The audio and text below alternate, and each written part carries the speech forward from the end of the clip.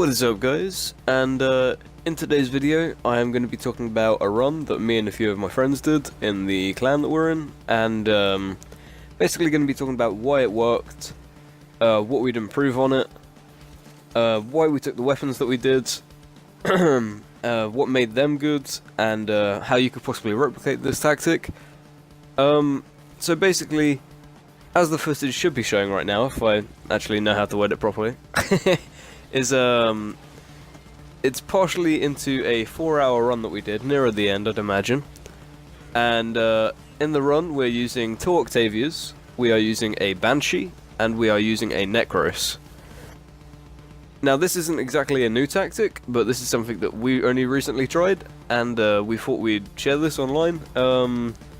Basically the 2 Octavias are there to give the buffs to the enemy, to the teammates, sorry, as well as they are there to cast Mallet, which is actually very, very useful late game because it will actually cause the enemies to shoot themselves. Obviously the buffs, that includes the weapon damage, as well as letting allies get more multi-shot, and letting them become invisible. They're the main two. However, obviously there is more, but they're not so effective.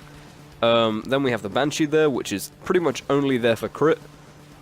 Increasing the crit damage, obviously, which is very good with the weapons that we took. As you may see in the footage, we took Zenistars, as well as a Torrid, and I also took a Pox. However, one of our teammates didn't have a Zenistar, so they were using a Galatine, and they hit some pretty incredible numbers on there. You might see those numbers in the video. I'm not sure how it's going to turn out yet. Basically, what the Banshee does is whenever your weapon gets a crit on an enemy that has a crit point, and it hits that area, which it pretty much will do if they're casting it a lot, it will multiply that number by a ridiculous amount, and you'll do crazy damage if it's spammed on the enemies.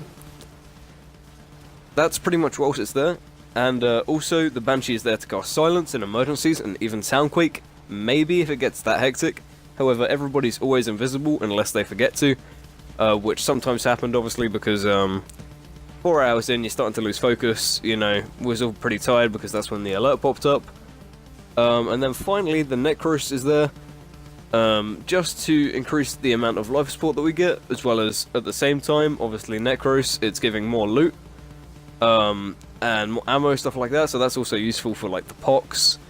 I doubt the Torrid will ever run out of ammo, but if that ever happened, it would also be there for that. I wouldn't recommend casting Shadows of the Dead because that's just another thing for the enemies to shoot at when you want them to shoot the Mallet, which I actually forgot to talk about. The Mallet, what it will do is when the Octavias cast it, the enemies will aggro towards it and they will shoot it, and whatever they damage they do to the Mallet will be put back onto them. Obviously not counting for armor, so if they have armor it will do a lot less damage. However, all 4 of us are using corrosive projection, so that wasn't really an effect. And I just wanted to talk about why we left, first off, which really was, due to that point, was that we were really, really tired. And we'd been in there for absolute hours. It was starting to mentally drain us, honestly. And we basically said 4 hours and we're out, because we actually did a second run in a different Fissure that was actually up on the same day.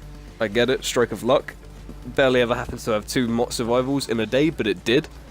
We actually got 4 hours in that run as well. We got about 4 hours and 20 minutes, and then we all lagged out. One sec, just gotta switch the audio. So yeah, as I was saying, that run was also over 4 hours. I think it got to about 4 hours 20 minutes. Basically, when we got to about 4 hours, we were all trying to say, yeah, we can stay as long as possible. At this point, you know, we really wanted to. And we went for it, and what happened initially is I lagged out, which you may say at that point, why didn't you just leave? That's a bit of a bummer. However, my internet isn't fantastic, it's pretty slow, which is one of the reasons that I don't upload more, because it does take forever. And so I lagged out, which isn't really an uncommon occurrence, so that happened.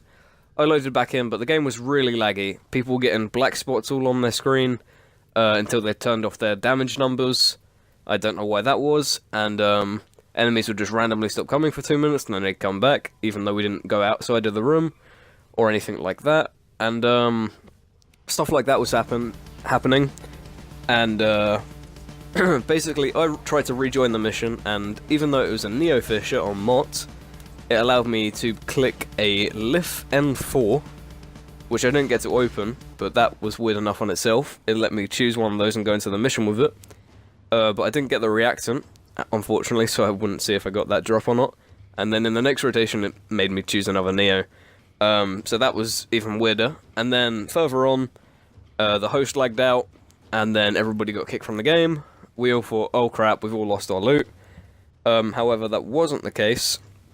What had actually happened is, obviously, it gets sent to our inbox. However, that didn't happen initially. We all had to reset our game and then go back in, and we got it. At which point we was all kind of raging because we thought we lost everything. However, it was kind of a piss take just because we didn't get any of the endo, any of the resources, so, you know, argon crystals, stuff like that for, I don't know, whatever we wanted to build argon crystals with at the time. I think maybe there was a new clan tech weapon, or maybe one of the Oberon Prime pods. I don't know what we'd use it for, but there was that. And in the second run that we did, so we got like about 35.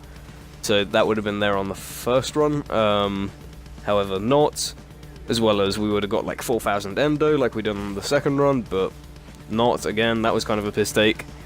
So that happened. So on the second run that we did, we pretty much just said, we're pretty tired anyway. We're going to just leave it 4 hours just so that we don't lag out and have any issues. Which, it was annoying because we definitely could have gone much further. As you can see in the footage, we were easily killing the enemies. And then, in hindsight, what we would change about the setup is we're not sure how quite it would work with just one Octavia. So, what we might do is take one Octavia and then a different frame. What that frame is at this point, we can't really anticipate. However, when we do that run, I'll get back to you guys. But there's that. And then a lot of people have said to me after we did that run, do you really need a Necros? I would say yes. If you don't, you'll probably run out of life support. However, I can't really back that up other than saying in other runs that I've done, late game you tend to run out of life support, so that Necros is pretty necessary.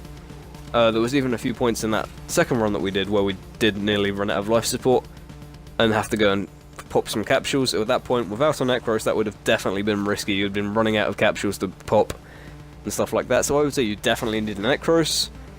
And then I want to talk about the weapons that we used and why we used them. So, on the first run that we did, I took a Tigress and a Pox, and that was pretty effective. And I'm going to say pretty. You guys might find this a little bit insane, but we got to about the level 2200s, so 2200, and the Tigress kind of scaled out. It wasn't two hitting anymore, so at that point I was thinking, is this really, you know, that great to use? Is there something better? And then I looked at the damage stats, and the Torrid was pretty decently out DPSing me. So we took that into the second game and we had no issue at all. That was going absolutely perfect. So I'd really recommend using that, especially over the Pox. Even though the Torrid and the Pox are very competitive, and the Pox does proc more and faster, the Torrid, just because it has about 4 times the base damage, as well as it has a 15% crit chance compared to the Pox's 1, so much better to use with a Banshee. Just because Banshee will buff that crit damage, so obviously if you crit more, then you have a higher chance that that works for you. Over the Pox is 1% obviously, and the less base damage, it really just isn't effective. Really late game, as much as the Torrid. And then I wanted to talk about the Zenostar, and that is because, wow, it is absolutely ridiculous with an Octavia and a Banshee. Very late game, if you had all the buffs up, you could pretty consistently hit for millions with the Zenostar. And you would be taking out enemies really quickly, especially when combined with the other Zenostars that were there. We were stacking them, so you'd have 3 Zenostars with viral and radiation. And in hindsight, I would probably switch one of them to gas, or we would get a 4th one and that one would be gas. And that would be just because of, I feel that that would actually kill the enemies faster, because it would cut straight into their health, because obviously they don't have any armor first off. And Second off, because gas probably would kill faster than viral at this level if viral's already on them. So there's that. And then the last thing is, the only issue really late game is with the mallets, because you have to chuck them down to deal a lot of damage. You have to obviously run around them to get your reactant, and that can be a real issue provided that you actually do it on one of the void fissures, which I don't believe many people have done. However, if you do that, you have to run around to get the reactant from around the mallets usually, because they will actually end up killing themselves. So that can be a real issue, because sometimes the enemies will just be blind firing. Obviously you have the heavy gunners and the bombards with splash damage, or they're just blind firing and sometimes they hit you. That can be an issue. But the only combat we really had to that was when you're going out to get reactant, you would throw your mallet away, and that also happens with revives, which we had a person running Vazarin for, one of the Octavias, my friend JC, he was running Vazarin, just because you could insta-revive people. And that was really good, because you didn't really need a Zenuric. I think he only dropped a couple of MAG pads in the entire thing, except from the very last bit, because we just kind of wanted to go all out and see how many big numbers we could hit, sorry. And so that worked pretty well. And then the last issue that we had was grenades, because the Corpus Crewman and I believe the Grenade variant, I forget what they're called, the Lancers, the Void Lancers, they can throw grenades at the mallet, which, because of their accuracy, won't always hit near it, and sometimes they'll just kill you with splash damage, which is absolutely brutal.